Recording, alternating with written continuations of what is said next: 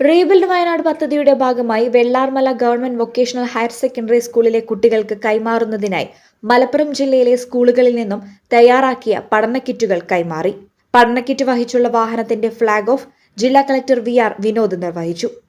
ജില്ലയിലെ ഓരോ ഹൈസ്കൂളിൽ നിന്നും പരമാവധി 3 കിറ്റുകൾ എന്ന തോതിൽ 4 വിദ്യാഭ്യാസ ജില്ലകളിൽ നിന്നായി ശേഖരിച്ച 668 കിറ്റുകളാണ് പൊതുവിദ്യാഭ്യാസ വകുപ്പ് ഉദ്യോഗസ്ഥരുടെ നേതൃത്വത്തിലുള്ള സംഘം വയനാട്ടിലെത്തിച്ചത്.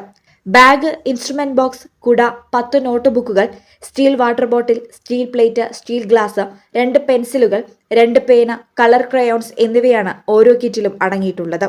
ചടങ്ങിൽ മലപ്പുറം വിദ്യാഭ്യാസ ഉപഡയറക്ടർ KP രമേഷ് കുമാർ, ജില്ലാ വിദ്യാഭ്യാസ ഓഫീസർമാർ, ഹൈസ്കൂൾ പ്രധാനാധ്യാപക ഫോറം കൺവീനർമാർ തുടങ്ങിയവർ പങ്കെടുത്തു. News bureau, Malappuram.